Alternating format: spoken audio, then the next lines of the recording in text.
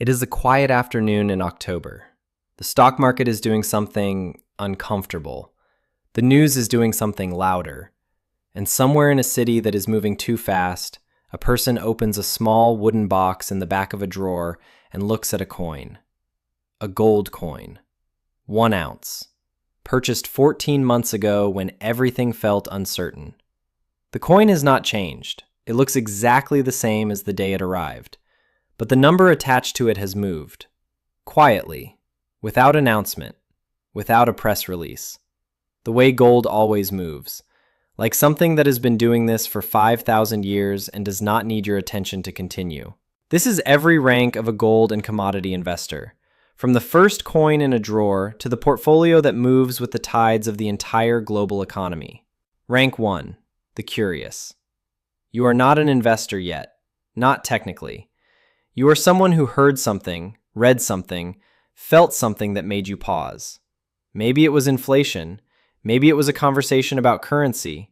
Maybe it was a headline about central banks buying gold at the fastest pace in 50 years, and you wondered why institutions that print money would want something you cannot print. You have no position. You have questions. Here is what nobody tells you at this rank. The questions you are asking are the right ones. They are the questions that every serious commodity investor started with. Not, how do I get rich from gold? But why does gold exist as money? Why have human beings across every civilization, every continent, every era of history independently arrived at the same conclusion that this specific yellow metal stores value in a way that nothing else quite does? That question is not a simple one, and the people who try to answer it quickly usually misunderstand the answer. You are still watching, still reading. The coin in the drawer does not exist yet, but the curiosity does. And that is how every serious investment journey begins. Not with capital, with a question that will not leave you alone. Rank 2, the starter. You bought something physical, a coin, maybe 2, a small silver bar, something you can hold, something with weight and texture that reminds you this is real in a way that a number on a brokerage screen is not. You spent somewhere between $500 and $3,000. It felt significant when you did it. It felt slightly absurd when you put it somewhere safe and then went back to your normal life. Your portfolio at this rank is almost entirely paper assets. A job, maybe a 401k, maybe a few stock holdings. The commodity position is small, intentional, and slightly uncomfortable in the way that all new things are. The strange part is this. Physical gold does something psychological that no other asset does. It makes the concept of wealth tangible in a way that account balances never quite manage. When you hold an ounce of gold, you are holding something that a Roman merchant would have recognized as wealth, something that a trader in ancient Mesopotamia would have understood, something that has outlasted every empire, every currency, every financial system that has ever existed. That is not a small thing to hold in your hand. And once you feel it, the idea of holding only digital representations of value feels slightly incomplete. You are paying attention to things now that you were not paying attention to before. The dollar index, real interest rates, central bank purchasing reports. The world is the same. You are reading it differently. Rank 3, the allocator. You have decided this is not a hobby. It is a strategy. Your commodity allocation sits somewhere between 5 and 15% of your total investable assets. That includes physical metal, gold, ETFs, silver positions, and possibly your first exposure to commodity-linked equities, mining stocks, royalty companies, names that most people in your social circle have never heard and would not recognize. Your total investment portfolio is somewhere between $50,000 and $200,000. The commodity portion is between $5,000 and $30,000. You track it differently from your equities, not for daily performance, for what it is doing relative to inflation, relative to the dollar, relative to the macro environment you are slowly learning to read. Here is the hidden truth at this rank. Most retail investors treat commodities as a trade, as something to buy when they are worried and sell when they feel better.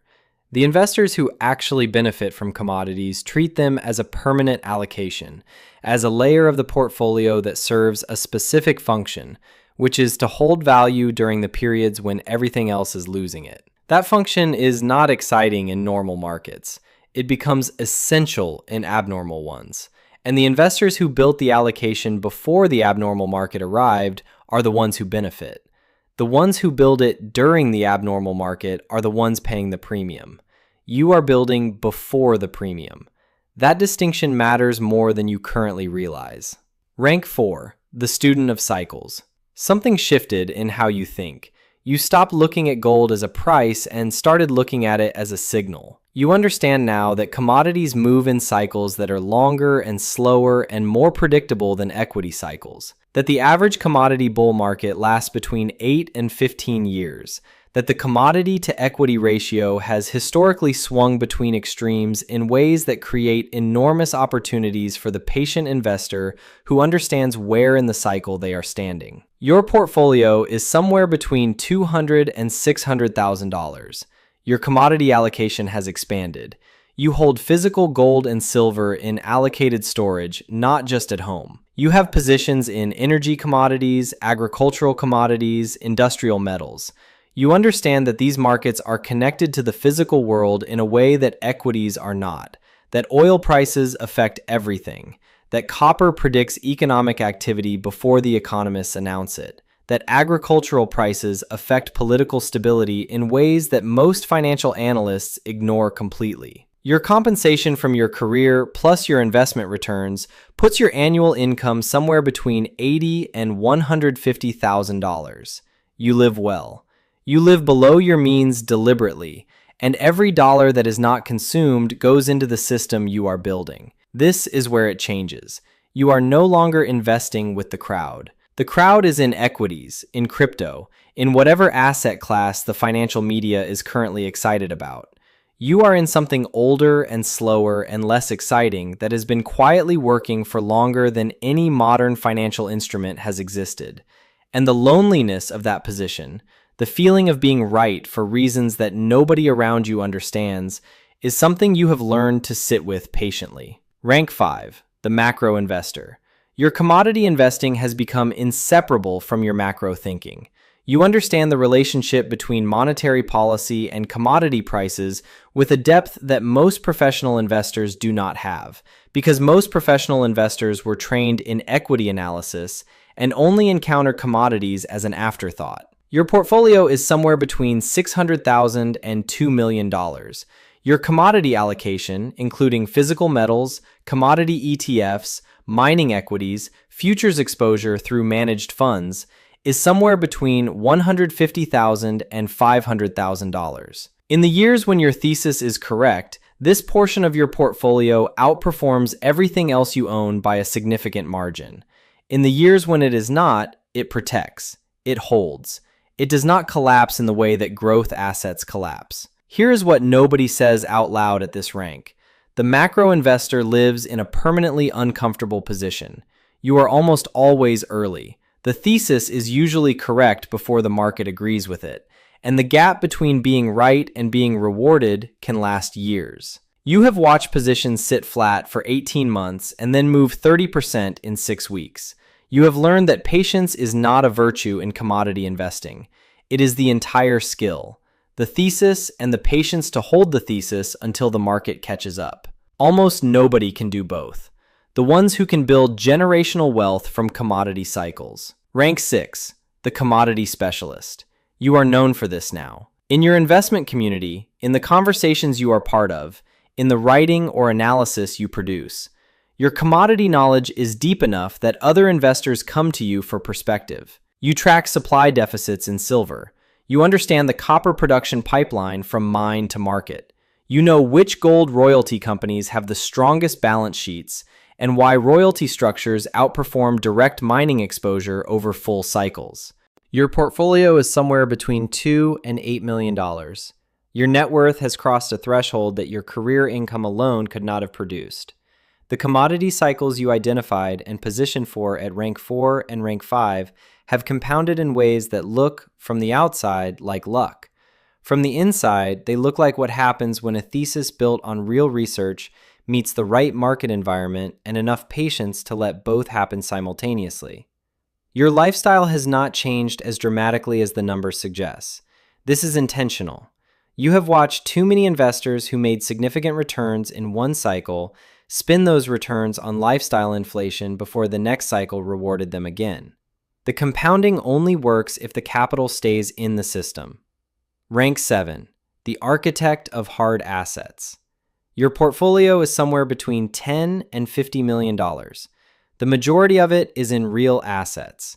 Physical gold in professional vault storage across multiple jurisdictions. Silver, platinum group metals, agricultural land, timber, energy royalties, commodity-linked private equity. A collection of hard assets assembled over 2 decades based on one core belief that has never changed. Things that exist in the physical world hold value across time in a way that claims on things do not. Paper burns, currencies debase, financial systems fail, empires collapse. And through all of it, the things that can be grown, extracted, refined, and held have stored human wealth across every civilization that has ever existed. You think about your portfolio the way a conservator thinks about a collection. Not what is it worth today? What will it be worth in 30 years? What will it be worth to the people who come after you? You have structured it for permanence, for transfer, for the kind of continuity that most financial planning ignores completely, because most financial planning is built around markets that are decades old, not stores of value that are millennia old. The wooden box in the drawer is still there. The coin inside it was the first one. You have never sold it. Not because the return matters, because it is the beginning of the answer to the question that started all of this. Why does gold exist as money? You have been answering that question with your portfolio for 20 years, and the answer, assembled in real assets across multiple continents, stored in vaults and land and things that grow and things that are pulled from the earth, is the clearest answer you have ever given to anything. It is a quiet afternoon in October again. The markets are doing something uncomfortable. The news is doing something louder. And somewhere, someone is opening a search tab for the first time and typing something about gold and wondering if it is too late to start. It is not too late. It was never about timing. It was always about understanding what you are holding and why, and then holding it long enough for the world to remember what it forgot.